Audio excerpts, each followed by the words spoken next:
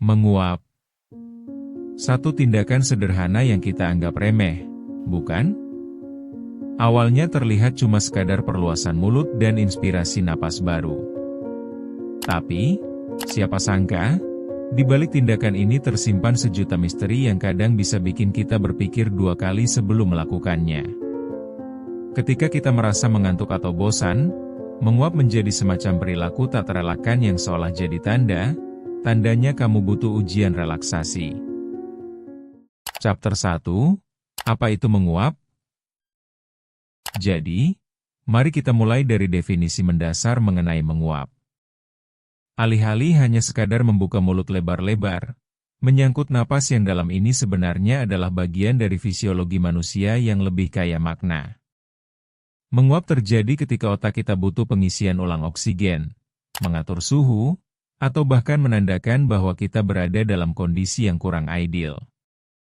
Nah, sudah terbukti bahwa tindakan ini bukan hanya terjadi di kalangan manusia saja, mamalia lain juga melakukannya. Lalu, kenapa banyak yang suka menganggap remeh hal ini? Kita semua pernah merasa lelah, mengantuk, atau bahkan bosan di tengah beraktivitas. Namun, tahukah kamu bahwa menguap ini bisa menular? Ya, bukan hanya seekor kucing yang terlihat menguap terus-menerus, manusia pun mengalami hal yang sama. Melihat orang lain menguap rasanya membuat dorongan untuk ikut melakukannya semakin kuat, seakan-akan otak kita memberitahu tubuh kita, "Yuk, ikut juga, biar kita sama-sama ngantuk." Inilah yang menjadi daya tarik sekaligus ironi dari tindakan sekecil ini. Chapter 2, Mengapa kita menguap? Lanjut ke pertanyaan selanjutnya. Kenapa sebenarnya kita menguap? Apakah itu tanda bahwa kita kekurangan tidur? Atau memang otak kita butuh jeda dari semua beban yang ada? Sebenarnya, jawaban untuk itu lebih kompleks daripada hanya karena mengantuk, bro. Ternyata, menguap membantu menstabilkan suhu otak. Ketika kita overthinking atau terjebak dalam pekerjaan monoton, otak memerlukan cara unik untuk menyeimbangkan kembali semua tekanan yang ada.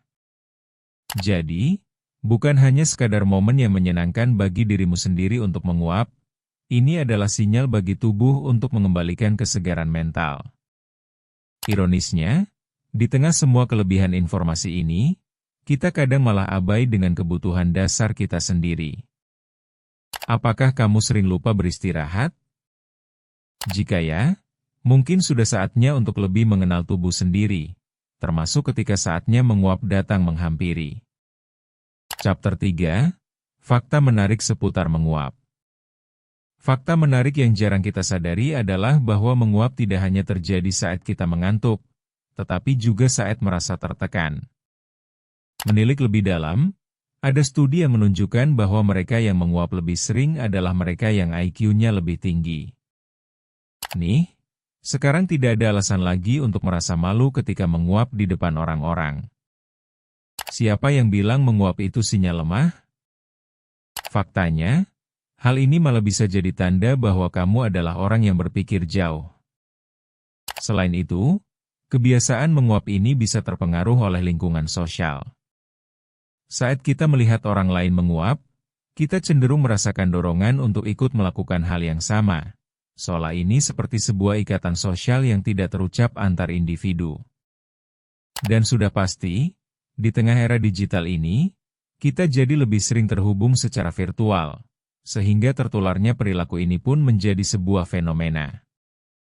Apakah kamu sudah siap untuk menerima diri sendiri sebagai penguap yang terhormat? Chapter 4, Menguap dalam berbagai budaya. Sepertinya menarik untuk menggali lebih dalam betapa beragamnya makna menguap di berbagai budaya.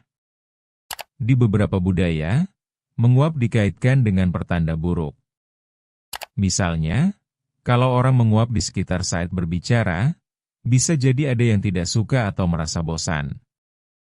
Sebaliknya, beberapa masyarakat justru menganggapnya sebagai tanda kebersamaan, seolah menguap adalah simbol bahwa kita semua berada dalam keadaan yang serupa. Melihat semua ini, kita jadi bisa renungkan, Apakah menguap ini jadi cara tubuh kita dalam meminta pengertian dan kasih sayang antar sesama? Kita hidup dalam masyarakat yang selalu sibuk, tapi sebenarnya menguap bisa jadi jembatan untuk saling memahami. Selalu ada ruang untuk eksplorasi ketika kita mempelajari perilaku ini, dan bisa jadi ada hal-hal baru yang bisa kita comot dari kebiasaan ini. Chapter 5, apa yang dapat kita lakukan? Pada bagian akhir ini, kita perlu membahas apa yang dapat kita lakukan untuk memanfaatkan perilaku menguap ini. Pertama, mulailah dengan mengenali kapan tubuh kita butuh jeda. Nikmati momen ketika menguap datang. Kedua, usahakan jangan terjebak dalam rutinitas yang monoton. Cobalah hal baru, baik di tempat kerja maupun dalam kehidupan sehari-hari. Ketiga, jangan ragu untuk berbagi pengalaman dengan orang-orang di sekitar. Dengan berbagi cerita, kita juga melibatkan orang lain dalam proses mengenal tubuh kita lebih baik. Keempat, ingat, kita tidak sendiri. Ada banyak orang di luar sana yang mengalami hal yang sama. Dan kelima, sadarilah bahwa menguap adalah panggilan dari dalam diri kita untuk memberi diri kita waktu sejenak dan bernafas sebelum menghadapi semua tuntutan hidup. Jadi, izinkan dirimu untuk menguap, karena itu adalah salah satu cara alami untuk bertahan di tengah kepadatan hidup yang kadang bikin kita mual. Jangan lupa untuk subscribe Memoria untuk lebih banyak cerita menarik. Karena setiap hal punya asal.